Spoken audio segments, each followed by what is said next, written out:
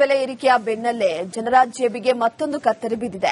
ಹೋಟೆಲ್ಗಳಲ್ಲಿ tea, coffee, ತಿಂಡಿ, ಊಟದ ದರ ಹೆಚ್ಚಿಸೋದಕ್ಕೆ ಮುಂದಾಗಿದ್ದಾರೆ ಎಂದು ಜನರಿಗೆ ಗಾಯದ ಮೇಲೆ ಇದು ಬರೆ ಎಳೆದಂತಾಗಿದೆ.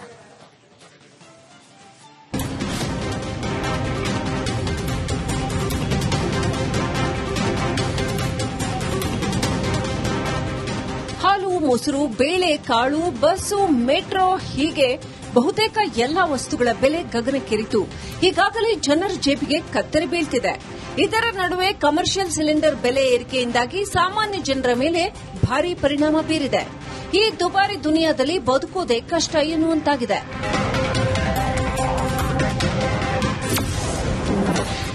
ಹೋಟೆಲ್ಗಳಲ್ಲಿ ತಿಂಡಿಗಳ ದರ ಮತ್ತೆ ಏರಿಕೆ. ದರ ಏರಿಕೆಗೆ ಹೋಟೆಲ್ ಮಾಲೀಕರ ನಿರ್ಧಾರ. ಕಮರ್ಷಿಯಲ್ ಸಿಲಿಂಡರ್ ದರ ಏರಿಕೆ ಬೆನ್ನಲ್ಲೇ ಗ್ರಾಹಕರಿಗೆ ಮತ್ತೊಂದು ದರ ಏರಿಕೆ ಬಿಸಿ ತಟ್ಟಿದೆ.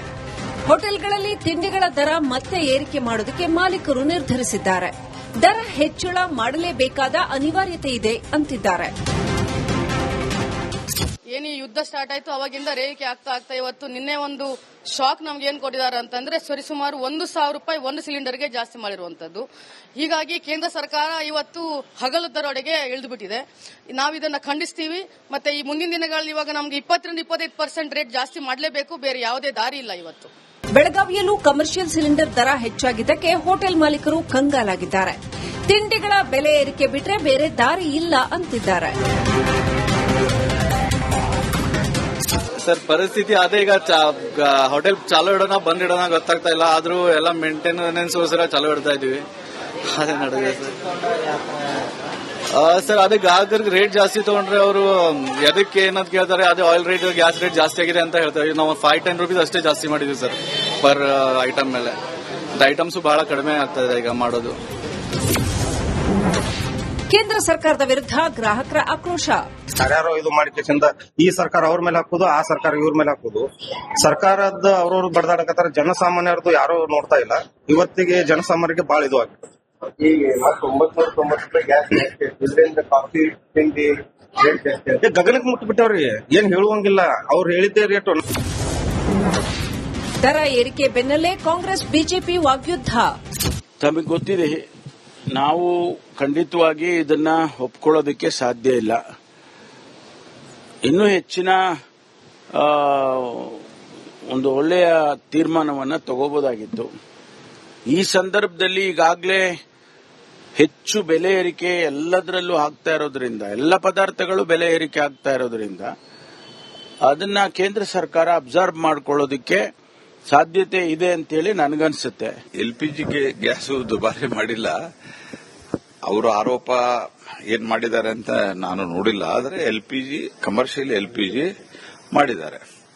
ಕಮರ್ಷಿಯಲ್ ಎಲ್ಪಿಜಿ ಅದು ಆ ಕಂಪನಿ ನಿರ್ಣಯವನ್ನ ಮಾಡ್ತದೆ. ಎರಡು ಸಂಗತಿ ನಾವು ಇದರೊಳಗೆ ಅರ್ಥ ಮಾಡ್ಕೋಬೇಕು. ಮೊದಲನೇದ್ದು, ಇವೆಲ್ಲ ತೀರ್ಮಾನಗಳು ಆಕ್ಚುಲಿ ಇದನ್ನ ಲಿಬರೈಸ್ ಎಲ್ಲಾ ಹಂತದಲ್ಲಿಯೂ ಆಗಿದೆ. ಕಾಂಗ್ರೆಸ್ 2004ರಿಂದ 10ರಲ್ಲಿಯೂ ಸಹಿತ. ದರ ಭಾರದಿಂದ ಹೋಟೆಲ್ ಮಾಲೀಕರು ಕಂಗಾಲು. ನೆರವಿಗೆ ಬರುವಂತೆ ಪ್ರಧಾನಿ ನರೇಂದ್ರ ಮೋದಿ ಮನವಿ. ಏಕಾಏಕಿ ಕಮರ್ಷಿಯಲ್ ಸಿಲಿಂಡರ್ ದರ ಏರಿಕೆ ಮಾಡಿದ್ದಕ್ಕೆ ಹೋಟೆಲ್ ಮಾಲೀಕರು ಕಂಗಾಲಾಗಿದ್ದಾರೆ. ನೆರವಿಗೆ ಬರುವಂತೆ ಪ್ರಧಾನಿ ಮೋದಿಗೆ ಬೆಂಗಳೂರು ಹೋಟೆಲ್ಗಳ ಸಂಘ ಪತ್ರ ಬರೆದಿದೆ. ವಾಣಿಜ್ಯ ಸಿಲಿಂಡರ್ ಬೆಲೆ ಇಳಿಸುವಂತೆ ಒತ್ತಾಯಿಸಿದ್ದಾರೆ. ಜೊತೆಗೆ ಜಿಎಸ್ಟಿ ಸ್ಲ್ಯಾಬ್ ಸಹ ಇಳಿಕೆಗೆ ಮನವಿ ಮಾಡಿದ್ದಾರೆ.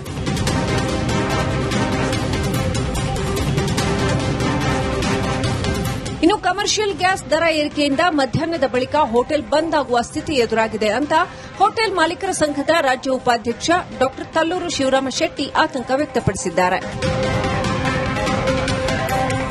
81 ರೂಪಾಯಿ ಜಾಸ್ತಿ ಮಾಡಿದ್ದಾರೆ.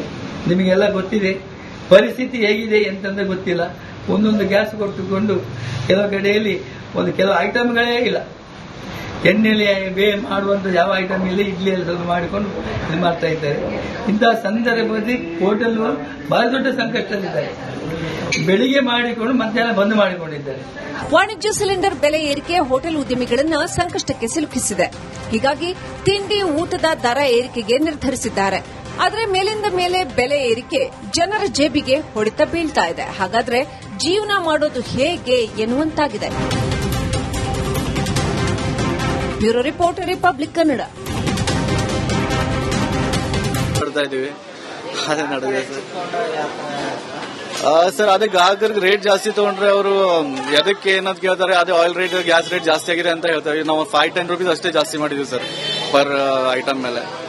ಐಟಮ್ಸ್ ಬಹಳ ಕಡಿಮೆ ಆಗ್ತಾ ಇದೆ ಈಗ ಮಾಡೋದು.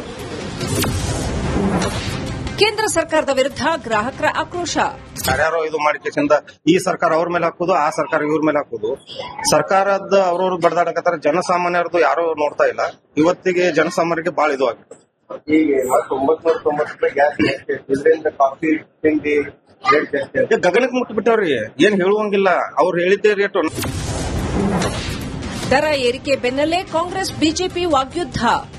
ತಮಗೆ ಗೊತ್ತಿದೆ, ನಾವು ಖಂಡಿತವಾಗಿ ಇದನ್ನ ಒಪ್ಕೊಳ್ಳೋದಕ್ಕೆ ಸಾಧ್ಯ ಇಲ್ಲ. ಇನ್ನೂ ಹೆಚ್ಚಿನ ಒಂದು ಒಳ್ಳೆಯ ತೀರ್ಮಾನವನ್ನು ತಗೋಬಹುದಾಗಿತ್ತು.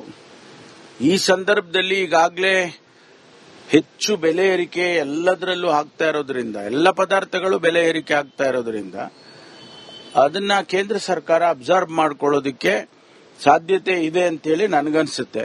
ಎಲ್ಪಿಜಿಗೆ ಗ್ಯಾಸ್ ದುಬಾರಿ ಮಾಡಿಲ್ಲ, ಅವರು ಆರೋಪ ಏನ್ ಮಾಡಿದ್ದಾರೆ ಅಂತ ನಾನು ನೋಡಿಲ್ಲ. ಆದರೆ ಎಲ್ಪಿಜಿ ಕಮರ್ಷಿಯಲ್ ಎಲ್ಪಿಜಿ ಮಾಡಿದ್ದಾರೆ. ಕಮರ್ಷಿಯಲ್ ಎಲ್ಪಿಜಿ ಅದು ಆ ಕಂಪನಿ ನಿರ್ಣಯವನ್ನ ಮಾಡ್ತದೆ. ಎರಡು ಸಂಗತಿ ನಾವು ಇದರೊಳಗೆ ಅರ್ಥ ಮಾಡ್ಕೋಬೇಕು. ಮೊದಲನೇದ್ದು, ಇವೆಲ್ಲ ತೀರ್ಮಾನಗಳು ಆಕ್ಚುಲಿ ಇದನ್ನ ಲಿಬರೈಸ್ ಎಲ್ಲಾ ಹಂತದಲ್ಲಿಯೂ ಆಗಿದೆ. ಕಾಂಗ್ರೆಸ್ 2004ರಿಂದ 10ರಲ್ಲಿಯೂ ಸಹಿತ. ದರ ಭಾರದಿಂದ ಹೋಟೆಲ್ ಮಾಲೀಕರು ಕಂಗಾಲು. ನೆರವಿಗೆ ಬರುವಂತೆ ಪ್ರಧಾನಿ ನರೇಂದ್ರ ಮೋದಿ ಮನವಿ. ಏಕಾಏಕಿ ಕಮರ್ಷಿಯಲ್ ಸಿಲಿಂಡರ್ ದರ ಏರಿಕೆ ಮಾಡಿದ್ದಕ್ಕೆ ಹೋಟೆಲ್ ಮಾಲೀಕರು ಕಂಗಾಲಾಗಿದ್ದಾರೆ. ನೆರವಿಗೆ ಬರುವಂತೆ ಪ್ರಧಾನಿ ಮೋದಿಗೆ ಬೆಂಗಳೂರು ಹೋಟೆಲ್ಗಳ ಸಂಘ ಪತ್ರ ಬರೆದಿದೆ. ವಾಣಿಜ್ಯ ಸಿಲಿಂಡರ್ ಬೆಲೆ ಇಳಿಸುವಂತೆ ಒತ್ತಾಯಿಸಿದ್ದಾರೆ. ಜೊತೆಗೆ ಜಿಎಸ್ಟಿ ಸ್ಲ್ಯಾಬ್ ಸಹ ಇಳಿಕೆಗೆ ಮನವಿ ಮಾಡಿದ್ದಾರೆ.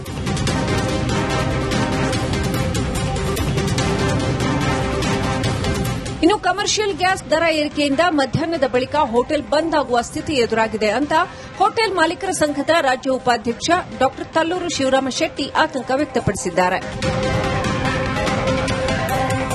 81 ರೂಪಾಯಿ ಜಾಸ್ತಿ ಮಾಡಿದ್ದಾರೆ. ನಿಮಗೆಲ್ಲ ಗೊತ್ತಿದೆ ಪರಿಸ್ಥಿತಿ ಹೇಗಿದೆ ಅಂತಂದ ಗೊತ್ತಿಲ್ಲ.